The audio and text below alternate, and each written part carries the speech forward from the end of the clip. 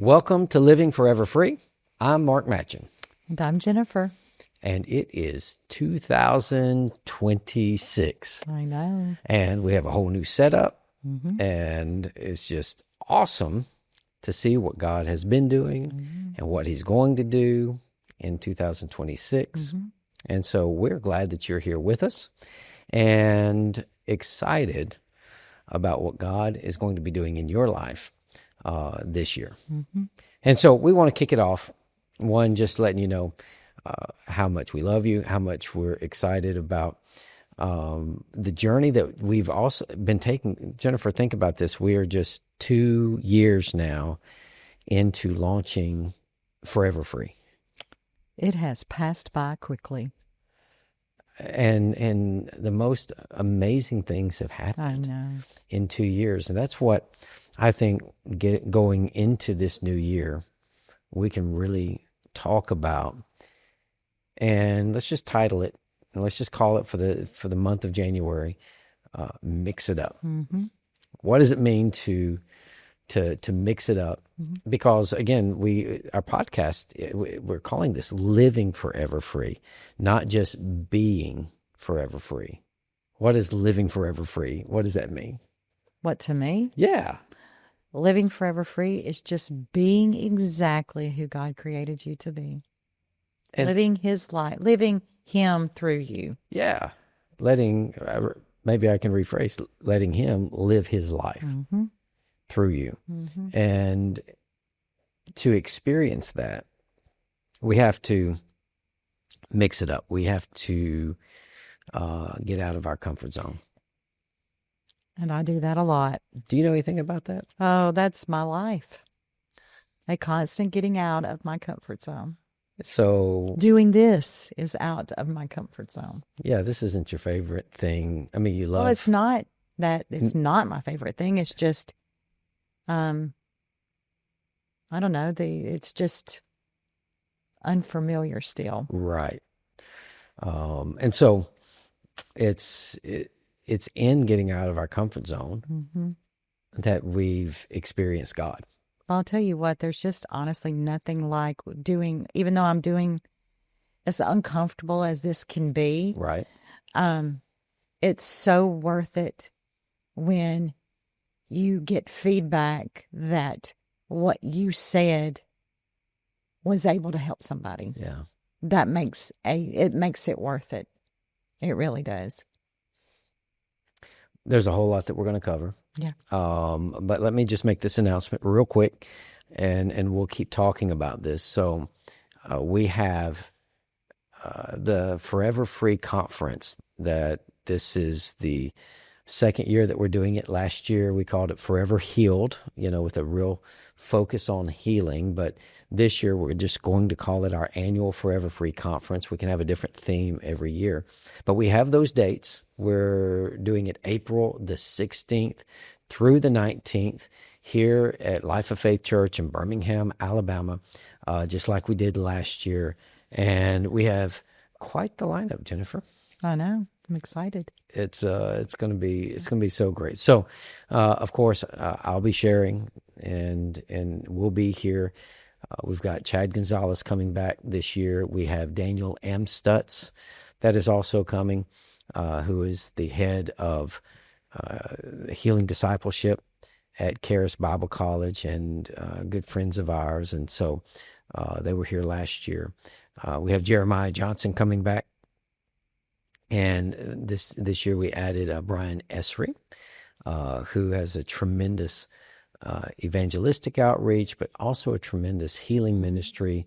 And one of the things that he does is he goes to different churches. He has something called Miracle Life University, and they're great. But we're just really excited and honored to have Andrew Womack kicking it off on Thursday night.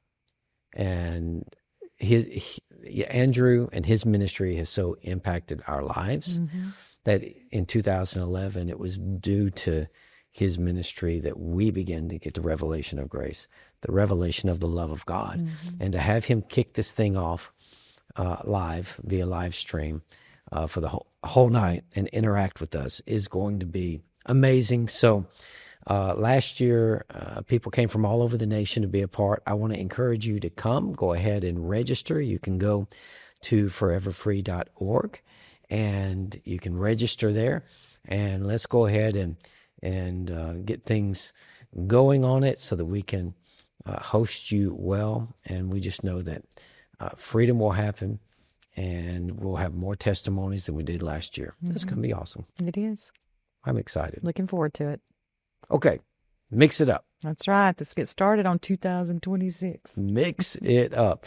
And so what do we mean by mix it up? What does it mean to mix it up, Jennifer?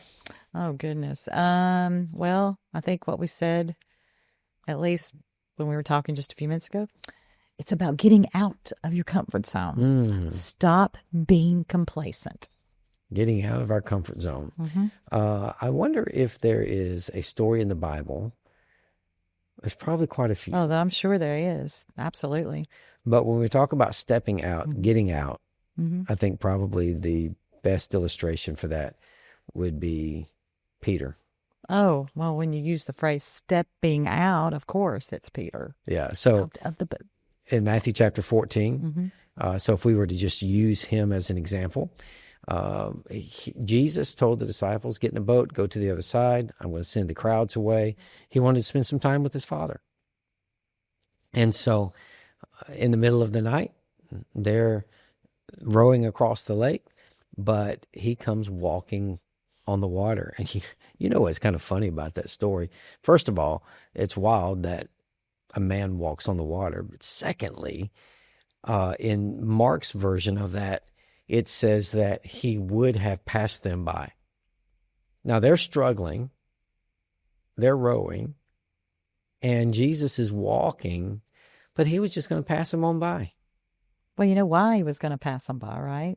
Why? Because he knew they were actually going to get to the other side. Yeah. The storm didn't make any difference. They were going to make it across. So he was just confident. And the other thing is walking on the water actually outpaces rowing in the boat. Didn't think about that. You're right. How many times are we rowing? Are we trying to struggle? Just generally people against the winds of life, if you want to call it that. And we're called to actually step out and not be in the circumstances, but to actually live above it, walk above it, live the higher life.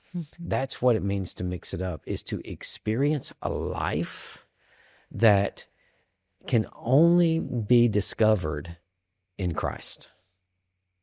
Well, the two instances with the storms, Yeah. you notice he was either asleep or he was walking on the water. Yeah. He didn't, circumstances, things of this world just did not affect him He lived from in a negative way. He lived from a higher mindset. Absolutely. So what we've discovered since 2011, it's when we've moved into the realm of the uncomfortable that's changed everything, for us. Our motto or our tagline here at our church is experience God and enjoy life. Because that's what we've discovered. But I want to give a verse just as to kick this thing off. Okay. And then we'll get into the discussion of it. Right. Jesus said in John chapter 14, verse 23, if anyone loves me, he will keep my word, and my Father will love him. And we will come to him and make our abode with him. Now, some people take that out of context as far as they put their own humanistic spin to that scripture. And back in verse 21, and then I'll let you speak to that. Okay. He who has my commandments and keeps them, it is he who loves me, and he who loves me will be loved by my Father, and I will love him and manifest myself to him. Mm-hmm. So explain that one. Well, we were talking about that today. And you can interject at any time. But, to be honest, when you get to reading and studying and grounding yourself in the love of God, Mm-hmm. and you begin to get that understanding, then you do look at that verse the way I think it should be looked at. It's not about you're having to do something in order to get something from God. It's more of God has already given you his love. He's given you everything. And so forgiveness is part of that. His love is part of that. And I think what it is it's not that he will love you, is that he's already loved you and equipped you to be able to love like him. Yeah. So he's not withholding. It's not coming from a place of withholding anything because you're not doing something first. Right. He's provided. He's just provided that. So so maybe you can. So his commandments Yeah. is actually an invitation To let him love on you. That's it. To let him. Since he's already provided it for you, you've got to accept it, believe it, and then you've allowed him to pour his love onto you, his forgiveness onto you. The instruction from him is to say, hey, if you'll do this, I get to show you what I've prepared for you. Mm-hmm. I get to watch you experience joy like you've never had before. I often, when you're talking about the armor of God and how it's the shield of faith that quenches the fiery darts of the wicked, to me, kind of in reverse, if your unbelief, your way of thinking, your way of coming from a place of lack, to me, it's almost like a shield there to keep God from being able to get to you. Mm. Yeah. I don't know if that makes any sense. That's the reverse side. Kind of the reverse side of it. That kind of reverse thought. Whereas faith in God and faith is the shield of faith. It's designed, it says, to quench every fiery dart of the wicked one. It keeps you inside Right. of his presence and of his love and experiencing him, not being, think about that. The shield stops the darts before they ever hit you. Exactly. And sometimes Christians are walking around wounded, like they have these little darts and stuff sticking out of them. I'm just barely making it by. The devil's attacking me and all of that. No, your shield of faith in the love of God and who God's created you to be will actually quench. It says it just stops it before it ever gets to you. Man, that's awesome. Absolutely. But on the flip side of that, if you don't believe that, and you're not willing to step out and truly trust him, because you can agree with the love of God. Absolutely. You can say, yes, God loves me. You can agree that he's got good plans for your life. You can agree with all of that and still not experience it. I don't think people have the understanding of just how much power, authority, and dominion that God has given them for their life here. I don't think they have that revelation, I guess you could say, of just how much power God gave you here. We just don't take advantage of it. To enjoy your life. Your life. That's right. Jesus said in John chapter 10, verse 10, I have come. Why? So that you might have life and have it more abundantly. What does it look like to have life and more abundantly in 2026? That's right. In 2026. Well, let's get down to the practical stuff, because that's who I am. Oh, I am practical. I'm practical. It's like you can teach me a concept and tell me that the concept or the to never get to the application. Show me what it looks like. Right. That's just me. Show me what it looks like. Well, I was thinking of an example Okay. of our son Seth. And Love our son. I'm telling you what, we got a lot of stories that we can use. Yes, we can. as He's an awesome. example. But He's awesome. I'm thinking about the first time we went down to Universal Studios. And he would remember this story well. And so we're excited. We're going to go down. The first time we had ever been And to Disney World and Universal. we took our kids. We and, did. And so we're all excited about it. I think we were more children like than they were. We dragged them Oh, everywhere. it's terrible when you take them and they're the ones wanting to leave to go home, go back and sleep.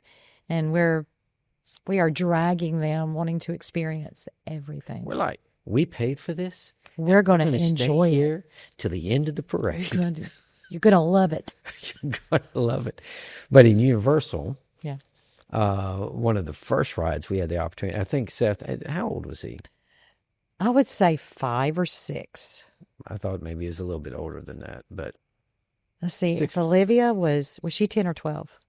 Can back it up that way. 12 or 13. She wasn't 10, so she would have been 12 or 13. So he may have would been think. 8. Yeah, so I think He may 8 have been sounds 8. about right. Okay. So imagine this 8-year-old boy, and so one of the first rides that we get to go on is called the Hulk. Mm-hmm. It's a roller coaster. And I'm still trying to figure out how I got stuck with him. Why did I get stuck with him? It should have been you. It sounds like to me that you still got some bitterness in Have your to heart forgive about him. this. I forgive you. I forgive It's you. coming out. And so here we are. We're in line to do this roller coaster. It goes upside down, things like that. I'm excited. You're excited. Everybody's excited. And then what happened, Jennifer? I don't know that I want to talk about it. No. So what happened? Well, I think right before we got on, he was a little like, I'm not sure I want to do this. We're like, you're going to love it. Trust me. We've never lied to you about something that's fun. You're going to love it. And so anyway, he keeps a little bit being more vocal. I'm not sure I want to do this. We're like, we promise you, you're going to love it. And so as we sit down and they buckle us in, and I don't think I've ever seen my son act this way. He just starts screaming. I don't want to do this. I mean, screaming and crying. And obviously the look, and I'm trying to console him. It's going to be great. And so I guess the young person, I don't know if it was a girl or boy, checking the seatbelts and, checking the harnesses, making sure everything's okay. And it was a guy. He was like, you sure he's okay? I'm like, he's going to be fine. And I mean, Seth is getting louder. And so the next thing I know is they're asking us to get off the ride. So they politely, very nice, they were very nice about it. Oh, at this point I was so This was upset. BG. Oh, this was before grace. Absolutely. Because I showed no mercy, no grace on this one. And so anyway, we step off. And me and Oh, girls, the girl. Oh, they were loving it. we Had a went great ahead and we time. rode. And there's Jennifer with Seth, who did not want to get on the ride. But here's the thing. We knew that If he could get over that first time fear, he would love it. mm-hmm. We knew that he would experience a Right. thrill and a joy, and that he just had to get past the fear. Yes. And so the anger was And that there was a lot of anger. we literally threatened to send him home. I was going to have somebody come get him and take him home. You are not going to I'm ruin like, it. you are not going to ruin my vacation. Ruin it for the rest of us. But That's know, right. that's what fear will do. Is when we refuse to step out, when we refuse to go to where God wants us to experience new things, wants us to have new experiences, meet new people, discover new opportunities and new possibilities. He's being a father to us. And he says, look, I know what you're going to have joy from. I know what you're going to love. You don't know it the way that I do. Seth didn't know what we knew. Was it the next day that he got on it, or was it that day? It wasn't that day. It would have been the next. It was the next day. And we can fast forward it to that day. Yeah. And he decided, I'm going to do it. He didn't scream or cry, and he loved it. And then that's just where it started. He just wanted to ride all the roller coasters. Yeah. You know, so once he finally got out of his own fear and said, we're going to do this thing. Yeah.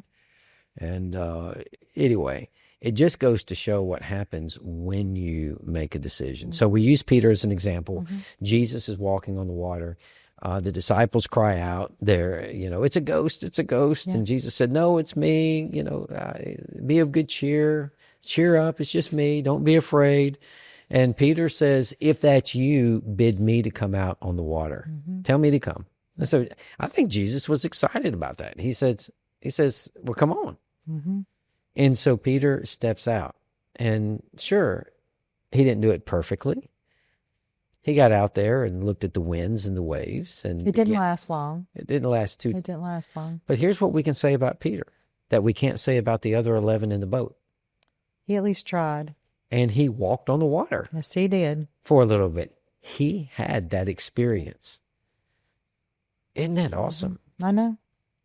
And so you said, okay, how do we make some of this practical? All right, let me give a couple of keys. Okay. Are you have something you want? No, I just had a thought. Say a lot of times you may not know, like, what do I do to put myself, you know, what does uncomfortable look like for me? I have no idea, like, where to start.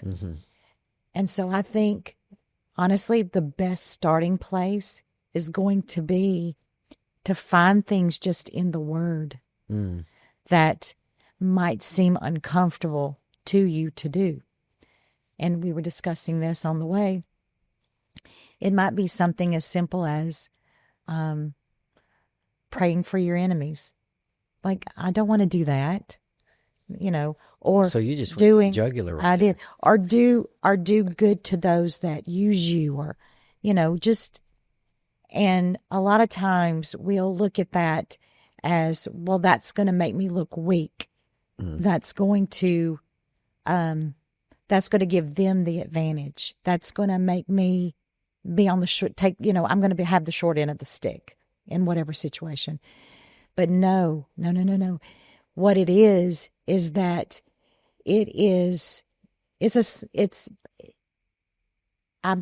I know that it is God teaching you how to be strong. It's forcing you to rely on Him because He is your strength. And really when you do these things, it's you're the strong one. You're not the weak one. Yeah. And to me, that's just a great starting place because it is uncomfortable sometimes to do good to someone that is awful and terrible. Let's be honest. Yeah. That it does something to your soul. It strengthens your soul, and it will lead you into a place where there's nothing that anybody can do to you that can change you. So in the end, you're the strong one. You become that rock. You become, and it's because the Lord is your strength in that. And so to me, it's just, that's the example of where to get started. That's great. That's really good. I don't know if that helps, or if that is a good example, but that's what first comes to mind. Because what happens is when you do that and make the decision, man, in my relationships this year, I'm not going to be weak and give in to the anger or give in to the unforgiveness or give in to the bitterness. that's actually easy. Oh, that is the easy part. But strength happens when you're doing the thing that's not easy. Mm-hmm. And it grows when you say, nope, I'm going to let the love of God Yeah. flow through me, and I'm going to step into his experience, a Jesus experience, a Christ experience Exactly. in my life. Right. And that's getting into the uncomfortableness of being different than everybody else. Right? And so in doing that, like it's the difference between a rut and a river.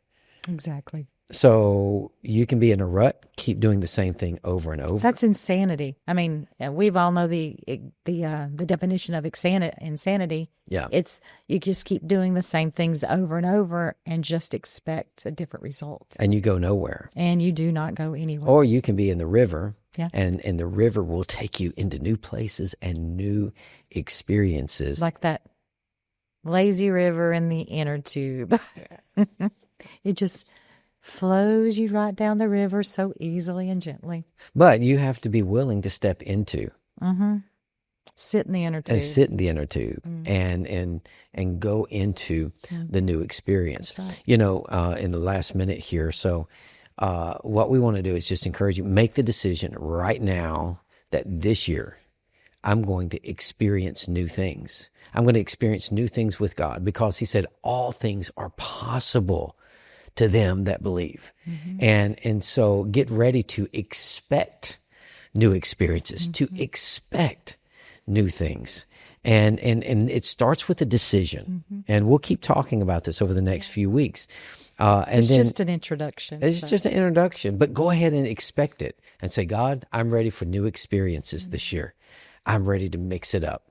I'm ready to experience the river. And just a reminder, April the 16th through the 19th, Forever Free, our annual conference. Register, be a part. And if you want to partner with us, we're going to go ahead and just believe God to have the money up front to go ahead and pay for the whole thing. And so if you want to be a part of that, we want to invite you to experience that, be a part of that, and experience the whole thing with us. We love you. We bless you. And we say, just get ready to live forever free and mix it up this year.